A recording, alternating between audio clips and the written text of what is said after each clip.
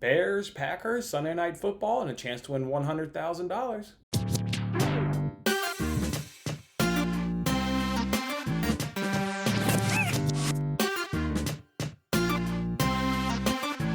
Hey, what's going on, everyone? It's Jason Mattis with Winning Bets. Thanks for hanging out with me on this episode. This is one of our favorite contests there, and it's on the NBC Sports Predictor app where you can win $100,000 on Sunday Night Football. This weekend's matchup is against the Bears and the Packers. Always a fascinating matchup between these NFC North rivals. Good, low-scoring, good old football game between these two teams. We obviously know how they're doing in 2020. Let's see how it's going to go this season. This game here, they got you 7 questions. All you got to do is correctly answer all 7 questions. You can win the $100,000 prize. Otherwise, if nobody can do it, they'll give away a guaranteed $5,000 prize to the group of people that can get the most points. Let's see how we'll do it. All right, so question 1 is Aaron Rodgers passing yards and TDs. Well, if you look at him so far in 2020, he's averaging 289 passing yards per game and 2.9 TDs per game. The Bears' defense is allowing 225 passing yards per game and 1.2 touchdowns per game. I wanted to go ahead, though, and see, because these two teams are obviously so familiar with each other, I wanted to go ahead and see what happened in 2019. Well, in 2019, Aaron Rodgers got 203 passing yards in both games. Really ironic that he gets 203 passing yards.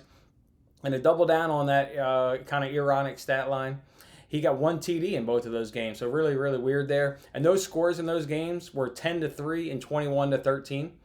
All right, so I'm going to go ahead and give him less than 225 yards and 2 touchdowns. I'm really leaning on the Bears' defensive average there, coupled with the numbers in 2019, and because the schemes and the players are relatively the same, and everybody, like I said, so much familiarity. So that's what I'm going to lean on there. So less than 225 yards and 2 touchdowns.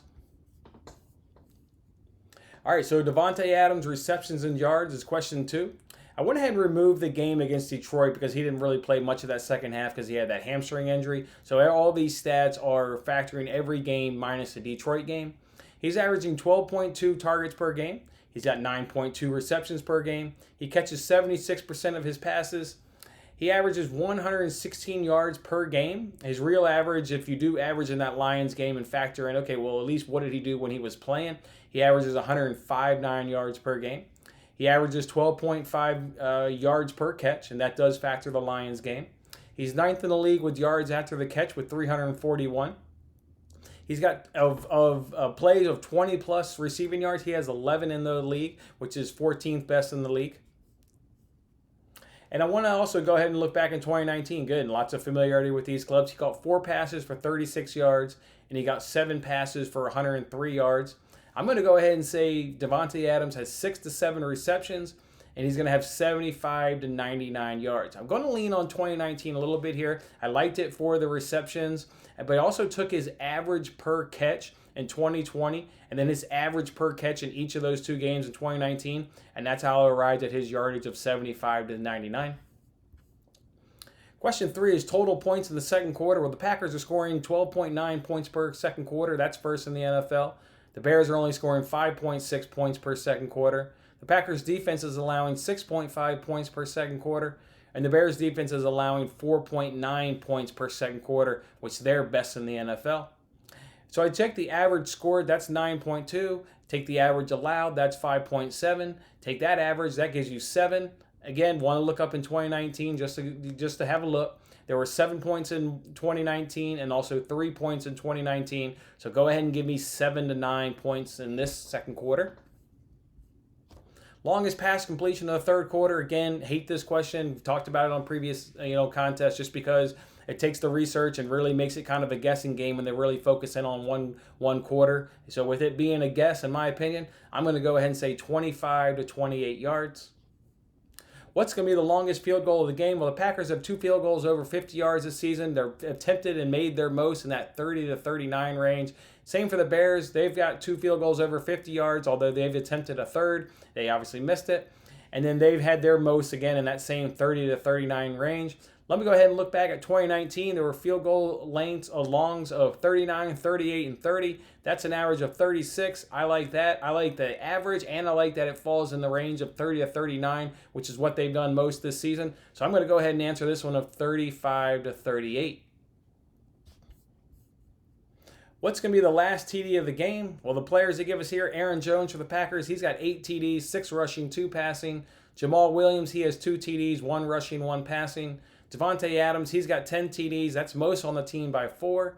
Allen Lazard, he checks in with 2 touchdowns. And any other player for the Packers, you're going to get 14 touchdowns from 6 players. That's going to be 1 rushing player, which is actually Aaron Rodgers, and that's going to come from 5 receivers.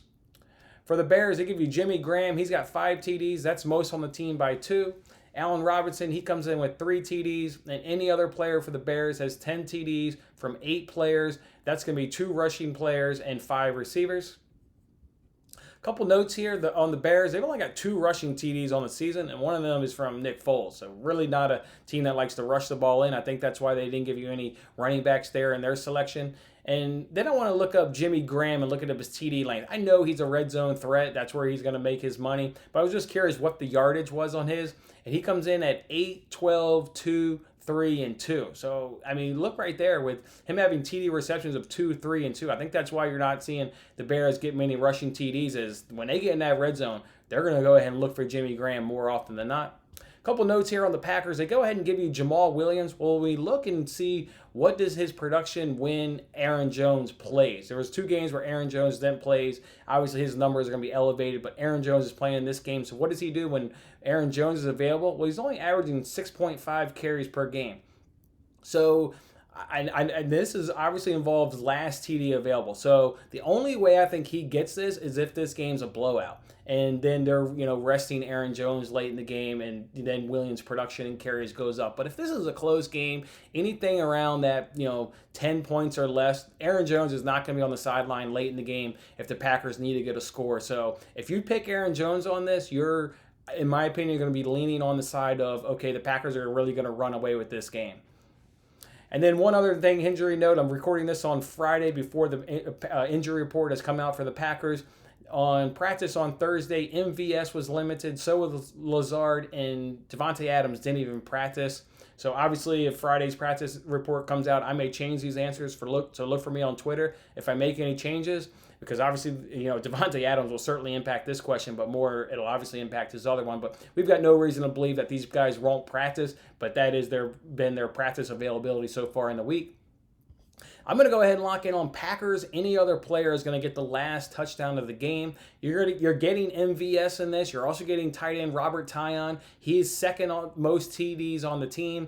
And if you were to get in with MVS and Tonyan there, you're getting the number 2 and the number 3 players on that team in terms of TDs from the receivers. So I like that.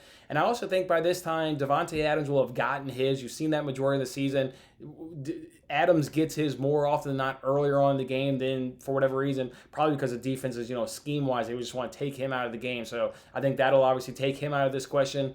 If you're not willing to go with me on any other player here, I think it's really going to be between Aaron Jones would be my second guess. If I don't go Packers any other, I'm going Packers any other player. I guess what I'm trying to say is my second option would be Aaron Jones. I don't see this game being a blowout. I don't see Jamal Williams taking any production away from him late in this game. I would go with Aaron Jones next as my second best option.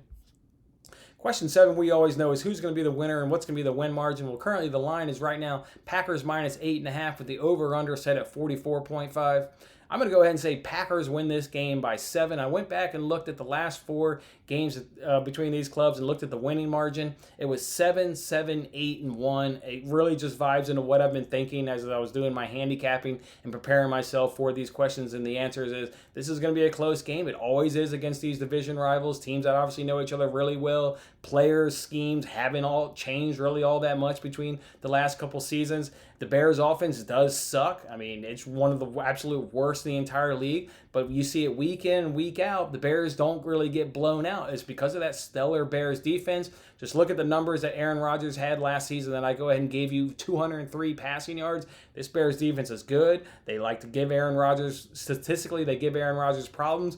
And statistically, this scoreboard is always close when the final whistle blows. So I'm going to go ahead and lock in on Packers win the game by 7. And that's how I'm going to round out my chances to win $100,000 on this Sunday Night Football between the Bears and Packers. Go ahead and like this video if I've been of any help to you. Go ahead and drop me a comment. Let me know what you're thinking, how you're going to answer it. And we'll see you next week on Sunday Night Football here on the NBC Sports Predictor app. All right, guys, I'm Jason Mattis. See you next time. Thanks for watching this episode of Winning Bets. I'm Jason Mattis. I'll see you again when we are celebrating the wins and making more winning bets. Don't forget to like, comment, share, and subscribe for more winning bets.